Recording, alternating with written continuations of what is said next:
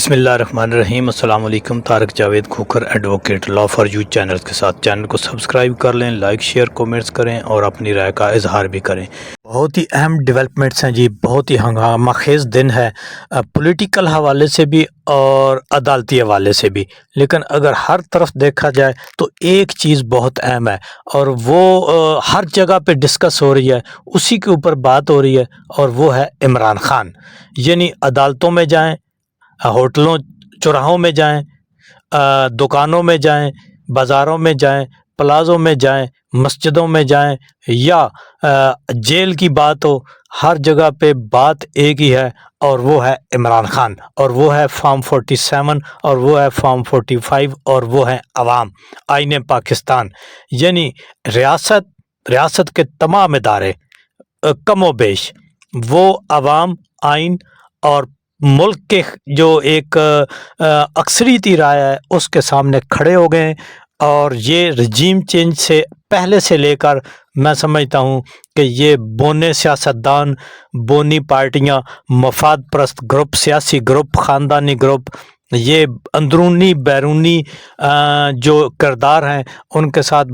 باہم صلاح مشورہ ہو کر انہوں نے ایک واردات کی ہے، اور یہ واردات سنگین ہے۔ جو بڑے بڑے دماغ ہیں اداروں کے اندر بیٹھے ہوئے، سربراہان ہیں اداروں کے،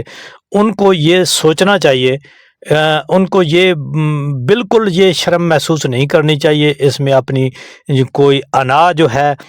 اس کو مد نظر نہیں رکھنا چاہیے، اس کو انا کو پسے پشت ڈال دینا چاہیے۔ مان لیا کہ عمران خان غلط ہے، مان لیا کہ عمران خان نے بہت سنگین غلطیاں کی ہیں، لیکن عوام اس کے ساتھ کھڑی ہو گئی ہے۔ جب عوام اس کے ساتھ کھڑی ہو گئی ہے تو اس عوام کو نادان بچہ سمجھنے کی بجائے عوام کی رائے کے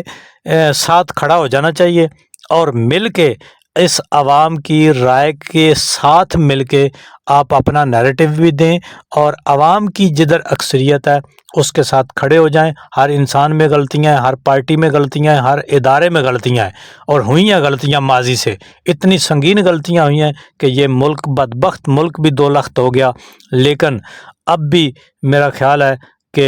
اداروں کو، بڑے لوگوں کو، بڑے لوگوں سے مطلب یہ ہے کہ جن کے ہاتھ میں طاقت ہے، جن کے پاس یہ سارا سرچشمہ طاقت ہے، ان کو سوچنا چاہیے۔ عوام کے ہاتھ میں طاقت نہیں ہے، عوام نے ایک رائے دینی تھی، عوام نے رائے دے دی۔ اب اس کا احترام نہ کر کے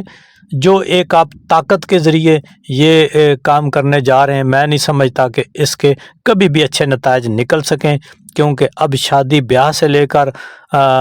فوتگی سے لے کر عدالتی ایوانوں اور حکمران کے جتنے بھی اعلیٰ ترین ایوان ہیں، وہاں پہ ایک ہی بات ہے، اور وہ ہے عمران خان۔ جس طرح سے گزشتہ یہ رجیم چینج سے لے کر ایک عوام کے اوپر، اکثریتی عوام کے اوپر، عام آدمی کے اوپر جو مہنگائی کا ظلم جبر تشدد کیا گیا، جو جسمانی تشدد کیا گیا، جو عزتوں کو پامال کیا گیا، جو آئین اور قانون کے حلیے بگاڑے گئے، اس کی مثال میرا خیال ہے کہ ماضی کے مارشل لاؤں میں بھی نہیں ملتی۔ نوشتہ دیوار پڑھ لینا چاہیے۔ عوام کی 8 فروری کی رائے کو اگر نہ تسلیم کیا گیا تو نتائج بہت برے ہو سکتے ہیں۔ تو اہم ڈیولپمنٹ تو یہ ہے کہ صدارتی ہاؤس سے، جہاں عمران خان کو اور پی ٹی آئی کو صدر ہاؤس کے اوپر بڑے اعتراضات بھی تھے، لیکن اس کے باوجود ایک ملک کا سب سے بڑا آئینی جو عہدہ ہے وہ ابھی تک بھی پی ٹی آئی کے پاس ہے، اور اکثریت بھی پی ٹی آئی کے پاس ہے۔ چاروں صوبوں میں، گلگت بلتستان میں، کشمیر میں، جہاں دیکھیں اکثریتی عوام عمران خان اور پی ٹی آئی کے ساتھ ہے۔ تو جو صدر کی نے بلانا تھا اجلاس قومی اسمبلی کا، اس کو فی الحال انہوں نے ابھی تک نہیں بلایا، ڈینائی ہی سمجھے۔ لیکن دیکھنا یہ ہے کہ کیا ایک یہ غیر آئینی، غیر قانونی اسمبلی، جس میں جو اکثریت لوگ ہیں وہ فارم 47 کے ذریعے الیکشن کے اندر ایک دھاندلی بھی نہیں بلکہ الیکشن کو چوری کر کے وہ ایک بالکل غیر روایتی طریقے سے وہ اسمبلی میں پہنچے ہیں، تو اس اسمبلی کا اجلاس بلانا، آئینی اجلاس بلانا، اس کی کوئی جواز نہیں بنتا۔ اور ٹھیک ہے آپ غیر آئینی غیر قانونی غلط طریقے سے جیت کے آئیں تو اب اسمبلی بھی غلط طریقے سے ہی بنائیں تاکہ اس اسمبلی کی اور اس حکومت کی جو لیجٹمیسی ہے وہ غلط ہی رہے اور وہ غیر آئینی اور غیر قانونی رہے، وہ عوام کی رائے کے خلاف ہی ہو۔ تو اول تو صدر کا آئینی کردار تھا کہ وہ بلاتے، لیکن میں سمجھتا ہوں کہ صدر نے یہ نہ بلا کر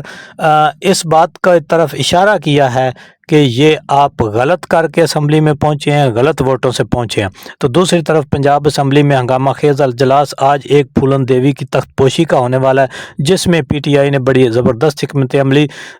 تیار کی ہے۔ اگرچہ جو یہ نگران بچے ہیں انہوں نے کریک ڈاؤن کا بھی کہا ہے کہ جی وہ ایم پی ایز کے اوپر کریک ڈاؤن کریں گے، تو یہ ظلم اور جبر کا موسم کب تک چلے گا؟ پی ٹی آئی نے اس کو بھرپور انداز سے اور گراؤنڈ خالی نہ چھوڑنے کا ارادہ کیا ہے، تو آج اس میں بڑی ڈیولپمنٹ ہوگی۔ دیکھتے ہیں کہ وہاں کیسا ماحول رہتا ہے۔ سندھ اسمبلی میں بھی آج کوئی 9-10 جو ایم پی اے ہیں پی ٹی آئی کے وہ حلف اٹھائیں گے اور اپنا بھرپور ریکارڈ بھی، اب دیکھیں وہاں پہ پیپل پارٹی کا ایم پی اے تو اس کے اپنا چیف منسٹر الیکٹ ہوگا، بلکہ الیکٹ نہیں ہوگا، سلیکٹ ہوگا، ریجیکٹڈ لوگ جو ہیں ان کو جو ہے وہ الیکٹ کیا جائے گا، الیکٹ کے نہیں بلکہ نامینیٹ کیا جائے گا۔ تو اب ایم کیو ایم جو ہے وہ اس کے مقابلے میں سی ایم کا الیکشن لڑے گی۔ واہ بھائی واہ، سبحان اللہ، کیا باتیں ہیں، حکومت میں بھی ہیں اور اپوزیشن میں ہے۔ اسی طرح بلوچستان کے اندر جہاں مینڈیٹ کو چرایا گیا ہے، حالانکہ سمجھا جاتا تھا کہ بلوچستان بالکل جو ہے وہ اسٹیبلشمنٹ کے ہاتھ میں ہے، لیکن وہاں بھی عوام نے پی ٹی آئی کو ووٹ دیا ہے، وہاں بھی ایک غیر آئینی غیر قانونی حکومت ہوگی۔ اور اسی طرح پنجاب میں بھی، مرکز میں بھی، تو جس طرح کشمیر میں اور کے پی گلگت بلتستان میں مینڈیٹ چرایا گیا، اسی طرح سے پورے ملک میں سمجھتا ہوں کہ غیر عوامی حکومتیں غیر قانونی طور پر مسلط کی جا رہی ہیں اور اس کے کبھی بھی نتائج اچھے نہیں نکلیں گے۔ دوسری عدالتی حوالے سے دیکھیں تو عدالتوں میں آج سپریم کورٹ میں عمران خان کی اپیلیں ہیں، ان کے اوپر بھی سماعت ہونی ہے، سائفر کیس میں اور دوسری توشہ خانہ کیس میں بڑی اہم عدالتی ہیئرنگ ہونے جا رہی ہے۔ لیکن جو بینچ دیکھیں جس کے سامنے چیف جسٹس عامر فاروق کے بینچ کے سامنے یہ لگی ہیں، جہاں سے ماضی کا اگر دیکھا جائے تو کوئی کتنے کیس عمران خان کے اور پی ٹی آئی کے لگے ہیں جن میں کسی ایک میں بھی انصاف کے تقاضے پورے نہیں کیے گئے۔ اب دیکھتے ہیں کیا اگر دیکھا جائے تو میرا خیال ہے کہ کوئی توقع تو نہیں کی جا سکتی، اگر کوئی فیصلہ انہوں نے دیا بھی تو میرا خیال ہے کہ وہ ایک ایسا فیصلہ ہوگا جو نہ آئین اور قانون کے وہ جاننے والے لوگ جو ہیں وہ ہم لوگ ترجمہ ہی کرتے رہ جائیں گے کہ یہ اس نے لکھا کیا ہے۔ تو دیکھتے ہیں اس کے اوپر کیا ڈیولپمنٹ ہوتی ہے۔ دوسری طرف جو عدت نکاح کیس والا ہے اس میں بھی اپیل دائر ہوئی ہے سیشن کورٹ میں، اس میں بھی دیکھتے ہیں کہ کیا ہوگا۔ دوسری اہم ترین جو ڈیولپمنٹ ہے وہ پی ٹی آئی کے انٹرا پارٹی الیکشن ہے، نامینیشن پیپر جو ہے فائل کرنے کی تاریخ گزر چکی ہے، اب دیکھتے ہیں کہ اس میں کیا ڈیولپمنٹ ہوتی ہے۔ اور پھر وہ ایک اکبر ایس بابر کی شکل میں ایک مدعا جو ہے وہ سامنے آیا ہے، دیکھتے ہیں کہ اس کے حقوق اور پروین کے حقوق کو کیسے پروٹیکٹ کیا جاتا ہے۔